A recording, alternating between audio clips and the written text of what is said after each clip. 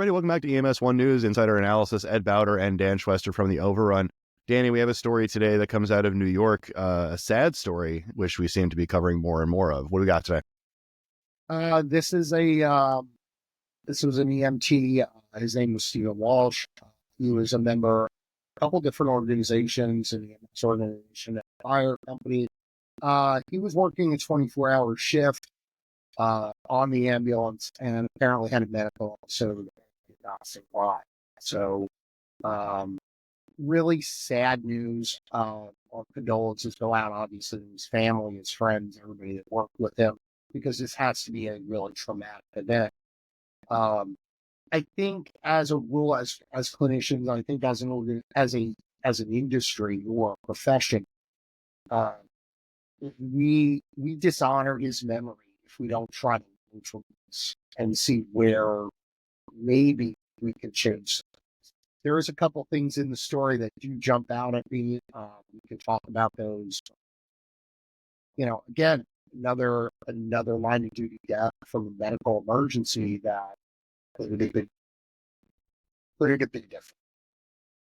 I think that's right. And so Stephen Walsh was he was an EMT, and he was an advanced EMT student. He was a veteran as well. He did about 9 years in the Air National Guard. So we do want to recognize and give credit for it. It's important to say the names. And it sounds like at the end of a 24-hour shift, EMT Walsh passed away. So, and this man was 60 years old, and he is the kind of, it sounds like, at least with the small amount of information that we have, is that this is the kind of person that we want in EMS. Right. We want someone who has an interesting background. He's a lifelong learner, right? A 60-year-old student is not something we encounter all the time. But I think we also have to talk about, he's a 60-year-old student who's doing a 24-hour shift. And you and I have discussed both on our podcast and here on EMS One about how burnout affects people psychologically. But we also know that EMS, fire, police were disproportionately predisposed to having cardiovascular disease and having respiratory illnesses and all of that. So I think as an industry, as an organization, or as a culture, we have to start asking questions of, are 24-hour shifts viable anymore? Now, this is an example. We don't have a lot of information about what happened before the 24-hour shift. So looking at the 24-hour shift in a vacuum might not actually get us the solutions that we're looking for.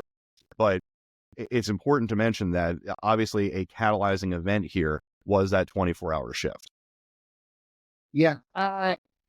It depends on the system. Obviously, if you're doing 3 calls in a 24-hour shift, probably not the worst thing in the world. But if you're on a busy truck and you're going out the door 5, 10, 15 times a night, we know the data is there. Your sleep gets disrupted. It has a multitude of health effects. We do have that propensity towards cardiovascular disease, gaining weight from stress affecting your cardiovascular system. This stuff has been out there for about 20, 25 years. We know this. I think we need to start really taking a hard look at training, at how we look at people. I think we need to do more medical screening exams. I think this needs to be a part of the job to maintain people's health and to keep them healthy, so that so that these things don't happen, or we can tamp them down as much as possible. It's been too many. To be honest, there's just too many of these. And I don't think they all have to be. I think we can prevent this a little. I think that's right. Typically speaking, in medical society, if you're over the age of 50, there are certain exams that you should be getting. And certainly organizations should be packaging their health insurance programs where they have preventative care, where, you hear whatever anecdote you'd like, an ounce of prevention is worth, a pound of cure, where in this organization, what kind of wellness initiatives did they have? And, are we in a place now where 24-hour shifts maybe are something that we shouldn't encourage? Right. Or, 24-hour shifts are just too much for a person to work regularly. You and I both work at shops where 24-hour shifts are essentially banned. You can only work 18. So maybe this is something as a system we need to start looking at. But it seems that 24-hour shifts have claimed another life. So EMT Stephen Walsh, rest in peace, sir. I hope your memory survives long and everyone has a good memory of you. For the Overrun and for EMS One News and Insider Analysis, Ed Bauter and Dan Schwester, check us out on social medias and all of that, and we'll talk to you all next time.